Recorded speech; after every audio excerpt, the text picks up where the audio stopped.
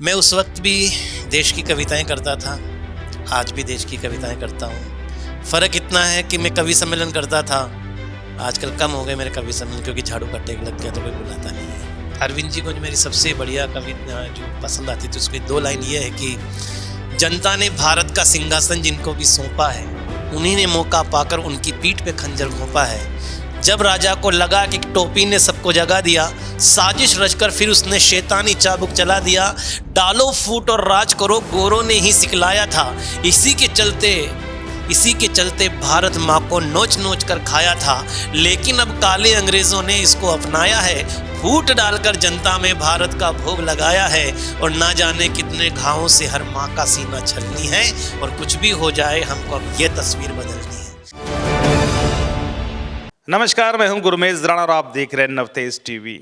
आम आदमी पार्टी के स्टार प्रचारक के साथ में बातचीत करेंगे शहनाज हिंदुस्तानी जी। आम आदमी पार्टी जब से बनी, उनके फाउंडर के रूप में कार्य कर चुके हैं। जो 24 मेंबर थे, उनके एक मेंबर शहनाज हिंदुस्तानी है। सुनेंगे उनसे गज़लें भी, शायरी भी। लेकिन सबसे बड़ा सवाल, ऐसे स्थानों पर जा चुके हैं जहां पर आम आदमी पार्टी का वर्चस्व नहीं था, लेकिन जहां पर जाते हैं आम आदमी पार्टी के कार्यकर्ता बनाकर ही आते हैं। ऐसा क्या है इनकी आवाज़ में, ऐसा क्या है इनके अंदर हुनर, वो भी जानेंगे हम। शहनाज जी, स्वागत आपका नवतेज टीवी में। Thank you. जब अन्ना आंदोलन था, तब से मैं अरविंद केजरीवाल जी के साथ काम कर रहा हूँ। और मेरा काम क्राउड पुलर का ही था। और जब माहौल एकदम गर्म हो जाता था, फिर अरविंद केजरीवाल जी आते थे। और सारे जब लोग इकट्ठे हो जाते थे, उसके बाद मैंने अरविंद जी से कहता था कि सर, हल चला दिया, बीज डालने के लिए आ जाओ। मैं उस वक्त भी देश की कविताएं करता था, आज भी देश की कविताएं करता हूँ। फ़र्क इतना है कि मैं कवि सम्मेलन करता था, आजकल कम हो गए मेरे कवि सम्मेलन, क्योंकि झाड़ू का टेक लग गया तो कोई बुलाता नहीं है। तो बस ये फ़र्क है कि पहले देश की कविताएं करता था, आज मैं देश के लिए कविताएं करता हूँ।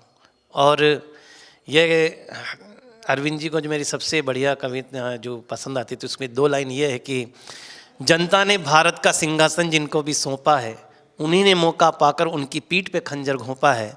जब राजा को लगा कि टोपी ने सबको जगा दिया, साजिश रचकर फिर उसने शैतानी चाबुक चला दिया। डालो फूट और राज करो, गोरों ने ही सिखलाया था। इसी के चलते भारत माँ को नोच नोच कर खाया था। लेकिन अब काले अंग्रेज़ों ने इसको अपनाया है, फूट डालकर जनता में भारत का भोग लगाया है। और ना जाने कितने घावों से हर माँ का सीना छलनी है। और कुछ भी हो जाए, हमको अब ये तस्वीर बदलनी है। इस तस्वीर को बदलने के लिए हम लोग निकले हैं।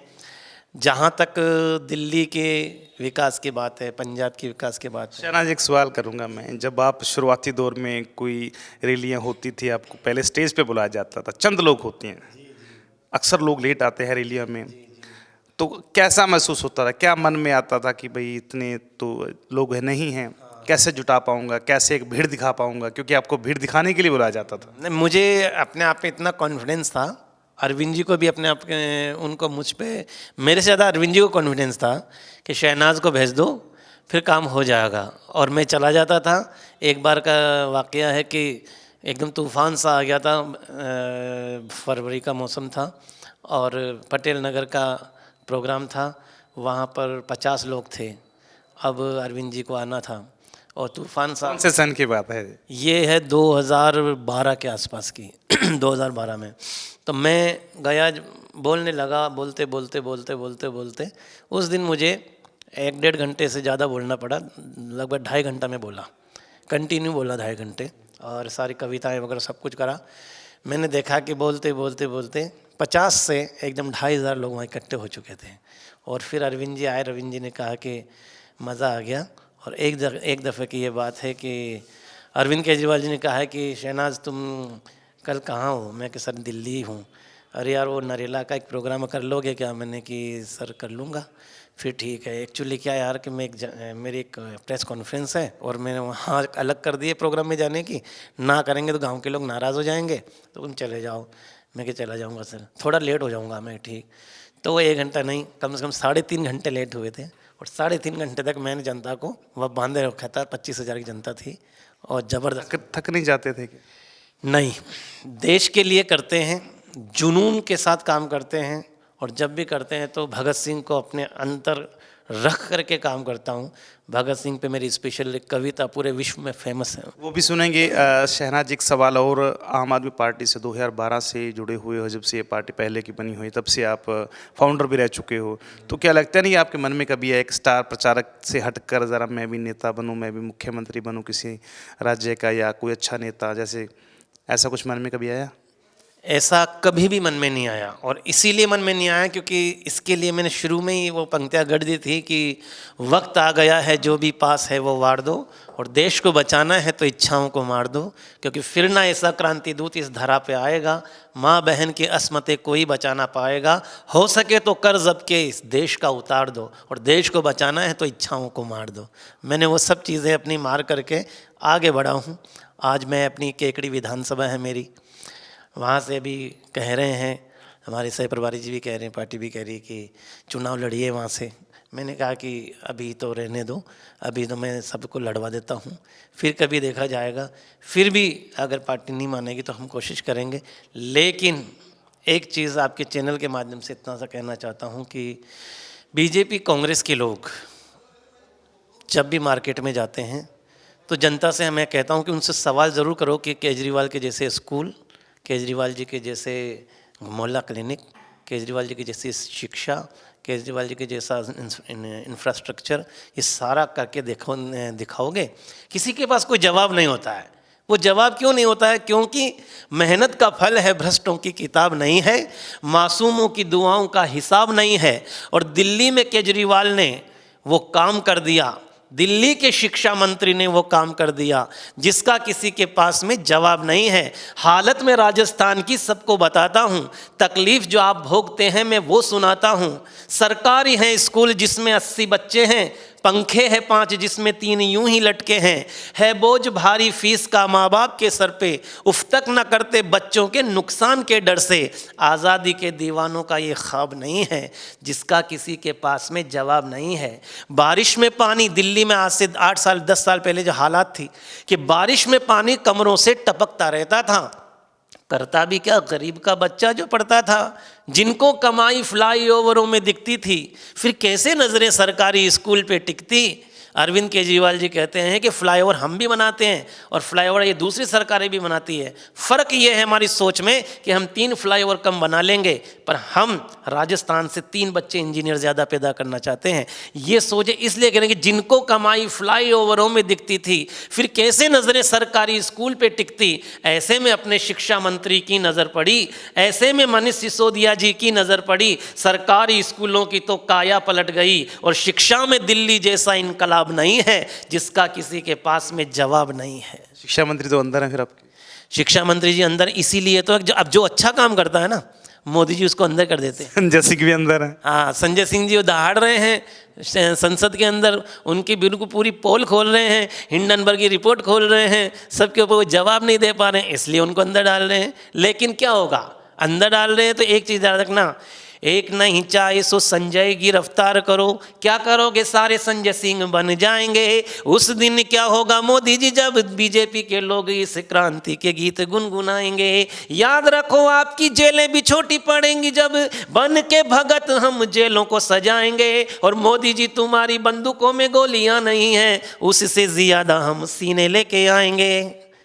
ईडी जैसी बंदूकों को दाग रहे हैं क्या मोदी? हाँ बिल्कुल, ईडी का यूज़ ही इसी तरह से कर रहे हैं। वो जो ईडी है केंद्र में होती है, सीबीआई होती है, वो तो फिर भी स्टेट के अंदर जाकर के पहले परमिशन लेती है। ईडी को परमिशन लेने की ज़रूरत नहीं होती है, तो उसका दुरुपयोग कर रहे हैं, लेकिन कोई फ़र्क नहीं पड़ता। देश बेचने वाले मोदी जी ज़रा सुनो, इस तरह तो अडानी को बचा नहीं पाएंगे। कोयले की दलाली में हाथ काले हैं तो भला जनता को कैसे आप मुँह दिखलाएंगे। जनता भी सब देख सोच रही है कि अब आपको भी 24 में आईना दिखाएंगे। और जितना भी धोखा जनता के साथ किया उस धोखे का हिसाब एक पल में चुकाएंगे। तो अगली बार ये मौका आने वाला है। शहनाज जी, कितने राज्यों में अभी तक जो है स्टार प्रचारक के रूप में काम कर चुके हो? मैं काफ़ी राज्यों में किया है। मैंने कर्नाटका में किया है, मैंने तेलंगाना में किया, आंध्रा में किया है, पंजाब में मैंने। जहाँ पर आप लोगों की हिंदी भाषा नहीं समझ सकते तो वहाँ पर कौन सी भाषा में मैं जाकर के वहाँ भी थोड़ी बहुत सीख लेता हूँ। अभी वहाँ मैंने तेलंगाना गया था तो वहाँ भी थोड़े बहुत मैंने, अभी कर्नाटका में गया तो वहाँ भी मैंने थोड़ा सीखा, वोट माड़ी पर के कुछ चीज़ें सीख लेता हूँ। झाड़ू पर वोट मारना है, गुड स्कूल खोजकारा, गुड इलेक्ट्रिसिटी, फ्री इलेक्ट्रिसिटी खोजकारा, यानी कि अच्छी इलेक्ट्रिसिटी के लिए वोट कीजिए, उसके लिए वोट कीजिए। थोड़ा बहुत सीख लेता हूँ मोटा मोटी। और उसके अलावा जो हिंदी बेल्ट होती है मुझे उसमें लेके जाते हैं और वहाँ पर उसका फ़र्क पड़ता है। चलिए, राजस्थान में अभी तक किन जिलों के अंदर आप काम कर चुके हैं? राजस्थान में लगभग सभी ज़िलों में मैं काम कर चुका हूँ, सारे ज़िलों में, पूरे राजस्थान को छान मारा है। और देश भर में मैं अब तक लगभग 4000 से ज़्यादा पब्लिक मीटिंगें कर चुका हूँ पिछले 10 सालों से। तो लगता नहीं आपको फिर वही बात आ गई, कहीं ना कहीं उच्च ओहदे पर होना चाहिए, पदाधिकारी होना चाहिए? मैं क्या कह रहा हूँ, मैं तो अरविंद केजरीवाल का वो सिपाही हूँ जो मक्के के बीज की तरह ज़मीन के अंदर मिट करके फसल को ऊपर लाने की कोशिश कर रहा हूँ। हो सकता है भगत सिंह भी मक्का का बीज बने हैं, उसके बाद में ये देश की फसल लहलहाती आज घूम रही है चारों तरफ। शहनाज जी, हिंदुस्तान की जनता को क्या कहना चाहेंगे? नाम भी आपका शहनाज हिंदुस्तानी के नाम से मशहूर है, तो हिंदुस्तान और राजस्थान की जनता को क्या मैसेज देना चाहेंगे? हिंदुस्तान और राजस्थान की जनता को ये कहना चाहता हूँ कि राजस्थान की मिट्टी को हिंदुस्तान से अलग कर दिया जाए तो हिंदुस्तान अलग थलग सा लगता है। क्योंकि ये देखो, ये राजस्थानी धरती कर श्रृंगार उठी, जब जब दुश्मन ने ललकारा राणा के तलवार उठी। गोरा बादल जयमल पत्ता प्रलय मेघ बन टूटे थे, कांप उठी थी वसुंधरा बिजली के छक्के छूटे थे। उधर पद्मिनी महारानी का भी अद्भुत बलिदान है और इसीलिए जग से न्यारा सबसे प्यारा अपना हिंदुस्तान है। धन्यवाद। Thank you. हमारे साथ में शहनाज हिंदुस्तानी थे, जो कि आम आदमी पार्टी के स्टार प्रचारक हैं। आज उनके साथ में मौका मिला और जो उनकी गज़लें, उनकी शायरी थी, वाकई में बेमिसाल हैं। इसमें कोई संशय नहीं कि जहाँ पर जाते होंगे वाकई में जनता की भीड़ इनको देखने के लिए इकट्ठी हो जाती होगी। अब आम आदमी पार्टी राजस्थान के अंदर कितनी सीटों पर जीतेगी वो तो आम जनता ने तय करना है। किसकी सरकार बनेगी वो भी आम जनता तय करेगी और चुनाव के परिणाम में ही पता चल पाएगा। फिलहाल अभी के लिए इतना ही और देखते रहे नवतेज टीवी, भरोसा सच का। देश और दुनिया की हर बड़ी खबर के लिए सब्सक्राइब करें नवतेज टीवी और पल पल के अपडेट्स के लिए बेल आइकन को दबाना ना भूलें, क्योंकि आपकी खबरों का भरोसेमंद साथी है नवतेज टीवी।